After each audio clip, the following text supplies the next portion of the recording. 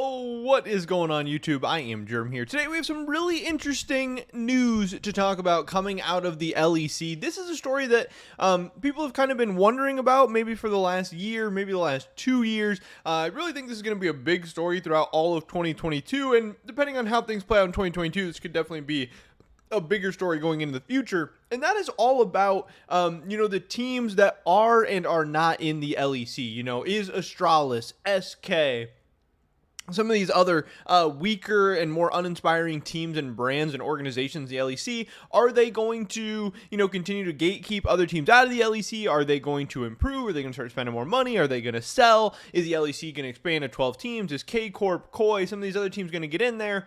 That's what we're going to be talking about today, because we do have a big update in that situation. I did want to mention real quick that I did start a Discord. It's actually the first link down in the description below. I would really appreciate if you guys joined it. I would really like to get all of you guys in there talking, chatting with me and with each other. I've been checking it pretty frequently. We have spots to talk about video ideas, rumors, off-season stuff, drama, all the likes, everything that we talk about on this channel, and then other stuff too. Just a cool place to kind of connect. I really want to start building up a community and have a more direct way to interact with you guys rather than just a video or two per day. But obviously this stuff's going to keep going. I know a lot of people really like Discord, so definitely check that out if you are interested. I don't know if you guys can hear the vacuum going on in the background. Hopefully it's not too horrible, but with that being said, let's get right into this video. We do have this, which came out from Esports Maniacos. Now, I've talked about this before. I got to open up Chrome, actually. I've talked about this before. The fact that Esports Maniacos, I like them. I like the people over there. This is reported by iEros. He's a guy who's been really cool to me. He's hit me up a couple times before. We've talked about different rumors, different things going on. And Esports Maniacos, overall, I think they are pretty good.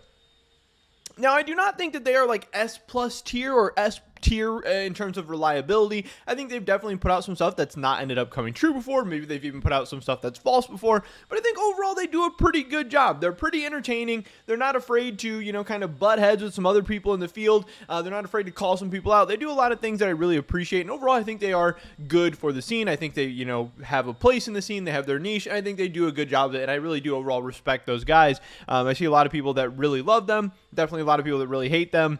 Usually, that means you're doing something decently right. But overall, I would say they are pretty reliable. Definitely not 100%, but who really is 100% out there? And I think not being 100% is probably good. A lot of people try to be so 100% correct that they just never end up saying anything. That's boring. That's lame. That's not entertaining. But what they said today, obviously this is in Spanish. I understand a little bit of Spanish. I took a lot of years of Spanish throughout like high school, college, all that stuff, but definitely not enough to just crank out these 4 sentences. But anyway, they said today we had iEros talking about the rumor of Koi to the LEC. They are talking about Astralis being their main focus here, saying that Astralis does not want a merger. Astralis wants to sell. And when they say Astralis does not want a merger, they mean like another brand, giving them some money with the two brands coming together and, kind of being intertwined. I think how, did Astralis kind of absorb Origin and they kind of had a merger, something like Optic and Envy going on, like in Valorant, stuff like that. I don't really know if we've seen any mergers in the LCS, at least that I can think of off the top of my head, but that's not what they're talking about. Astralis wants to be out of League of Legends. Astralis wants to be out of the LEC, which means that some other teams could be interested in it. Some other teams definitely will be interested in this. They go on to say that Koi and most other teams do not have liquidity. And what that means is, like, they could have, a lot of valuation or whatever, but can they actually get their hands on a large number of cash? Can they actually, become liquid to some of those investments and turn some of that valuation or their resources or whatever assets into money? Or, something more liquid, something more something that they can actually give to somebody else and get an LEC slot back in return.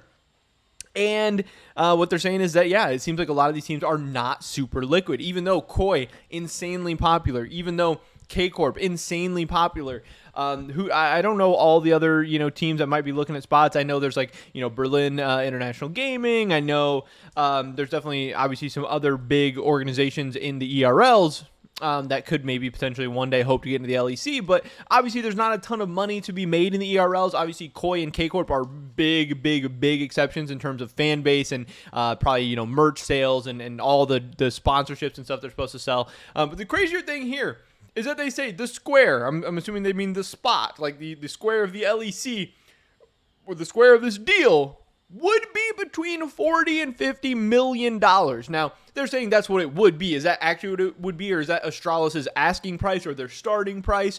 If Astralis really wants to sell and teams aren't willing to pay 40 to 50 million, are they going to hang on to an asset that they don't want? Do they even have any leverage when they're clearly, trying to get out of this position very, very badly? And is the slot even worth 40 to 50 million dollars? Because that's its whole other conversation. And this was something I tweeted out. I said, hey, the rumor that Astralis could potentially be looking to sell their LEC slot as crypto prices continue to fall, but also the global economy in general, I think is a really, really big thing to key in on. That people are like, crypto's going down. TL Coinbase, they're in trouble. TSM FTX, they're in trouble. The crypto teams are in trouble. The teams that had crypto sponsorships and were really relying on a lot of that money and stuff, yes, those teams are maybe in trouble, and they should maybe watch out. And even like Riot themselves, the LCS has like the FTX gold advantage. Riot could take a big hit in terms of a lot of sponsorships, but you also have to remember that it's not just crypto that's being hit. It's the global financial market. Like all around the world, inflation is going crazy and rampant, and places are in trouble, and it's happening really bad in the United States, obviously. And that's going to hit companies. That's going to hit brands. That's going to hit sponsorships, which at the end of the day, in the current esports, ecosystem and model, is a large amount and a large percentage of the money that's coming in. So yes, crypto going down is bad,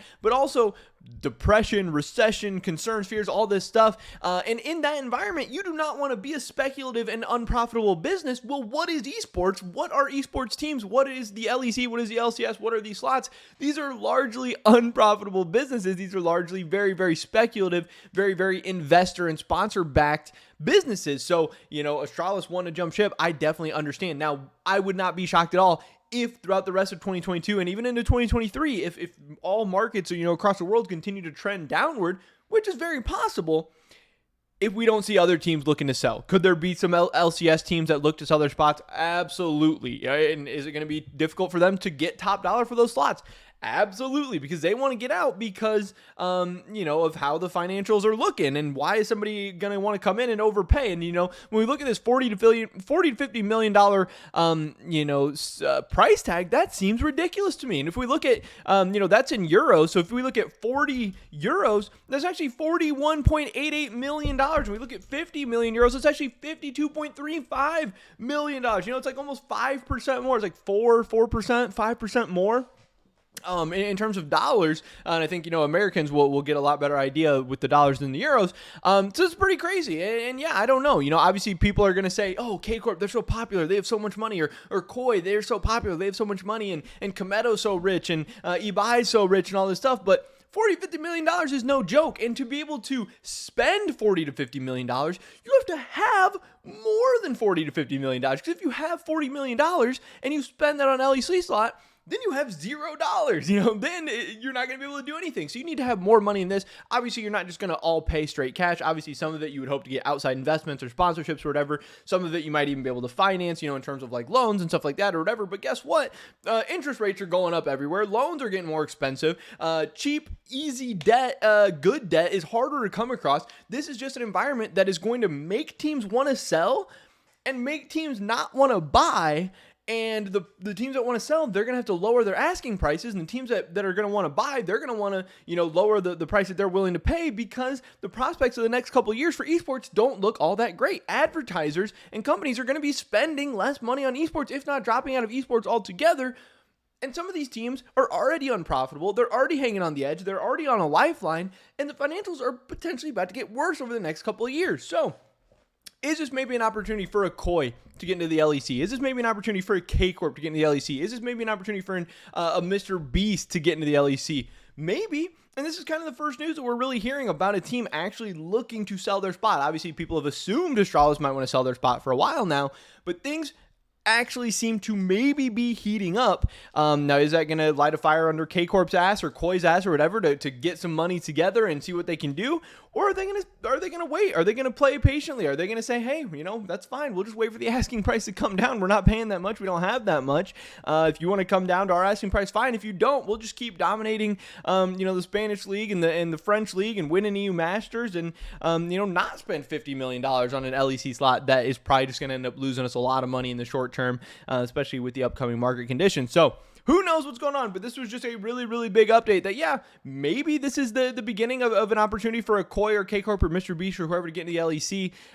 But just know that Astralis might be looking to sell, and they might not be the only team. We might be hearing some other teams coming soon. There could be some big changes coming to both the LEC and the LCS very, very soon, and it could be probably a lot of bad news for a lot of teams. We'll have to wait and see. Pretty much it for this video today, guys. Let me drop a like if you did enjoy it. I would appreciate that so much.